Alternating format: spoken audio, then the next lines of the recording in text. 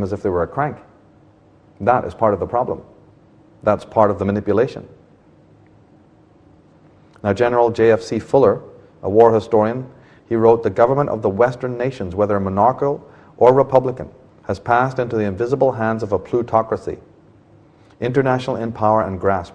It was, I venture to suggest, this semi-occult power which pushed the mass of the American people into the cauldron of World War I." Woodrow Wilson, just before his death, in his book The New Freedom, had finally the guts to stand up and talk to them. He was a 33rd degree Freemason, but after a life of criminality and mass murder, he decided to expose it. He said, "Some of the biggest men in the United States in the field of commerce and manufacture are afraid of somebody or afraid of something. They know there's a power somewhere so organized, so subtle, so watchful, so interlocked, so complete, so pervasive, that they'd better not speak above their breath when they speak in condemnation of it." As you can see from my work and these series of shows, we decided not to take his advice. We are going to speak up above our breath about it because the whole of the human race needs to know about the machinations of these organizations and what they're up to. And George Washington, Freemason, who also understood what was happening, he said, "I have heard much of the nefarious and dangerous plan of the Illuminati. It was not my intention to doubt that the doctrines of the Illuminati and principles of Jacobinism is a term in Europe for the Illuminati, had not spread in the United States. On the contrary, no one was more truly satisfied of this fact than I am."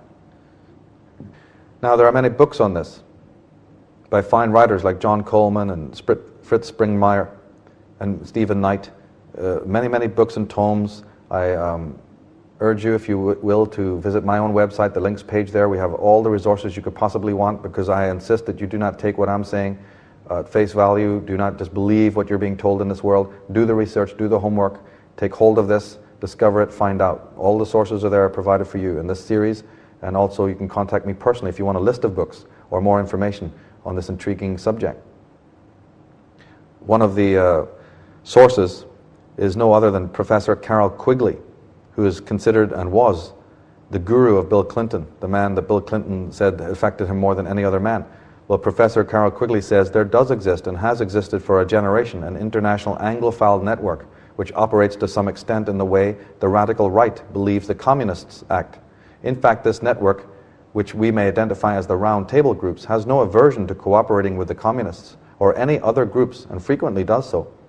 I know of the operations of this network because I have studied it for 20 years and was permitted for 2 years in the early 1960s to examine its papers and secret records. I have no aversion to it or most of its aims, and have for much of my life been close to it and many of its instruments. But since we're talking about symbolism here, we want to underscore that again. Here is the statue of George Washington in Washington, and the strange pose of the president sitting and stripped to the waist and in his arms in this strange position. Well, Freemasons and Knights Templar know exactly what that pose is all about. Their god Baphomet. This is an emblem of secret societies with a goat's head and the same pose. That's where that comes from. In tarot, if you take a tarot deck and lift the fourth card you'll find is called the Emperor. Card number 4 of the tarot is called the Emperor. Shows a stern countenance male figure, the Emperor, sitting in a great marble throne. Well, what do you see when you go to the Lincoln Memorial? Is the stern countenanced male patriarch, the founding father, the Emperor of America, sitting in the great marble throne. These symbols come from somewhere.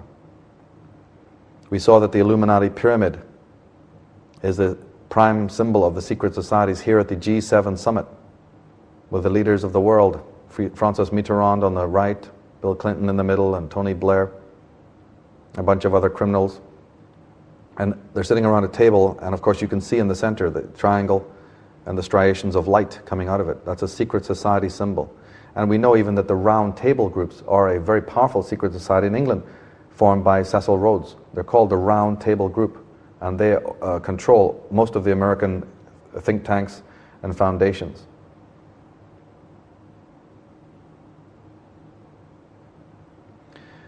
Though they, on paper, appear to be of different parties, the idea is, and of course as they're happy to tell you by the symbolism that they use They're one party.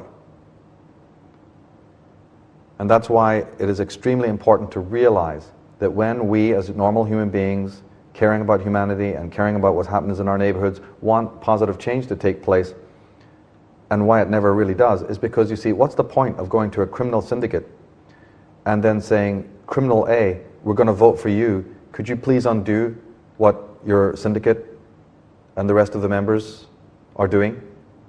Because we don't like criminal B anymore. So we run over here to John Kerry, and go, we'll vote for you. Oh, of course, we couldn't even manage that. But anyway, we'll vote for you if you can undo what this other criminal is doing in the world. But what's the point of that? They both belong to the same secret societies. They both have blood ties, direct blood ties to the same royal dynasties of Europe. So when nothing gets done, please understand there's a reason for that.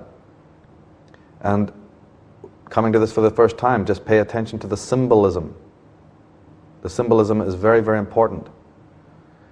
Here's another statue of George Washington in Washington, D.C., and the plinth. The sculptors have put the bust, and then they put the plinth, and under it says George Washington, and then it says Freemason and First President, and underneath you can see the Masonic compass and rule and the letter G. Freemason and First President, what it says. But of course, one would take exception to this.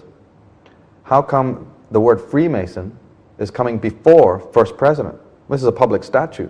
This is a public man. He was the President of the United States. But the allegiance hierarchy is being told to you.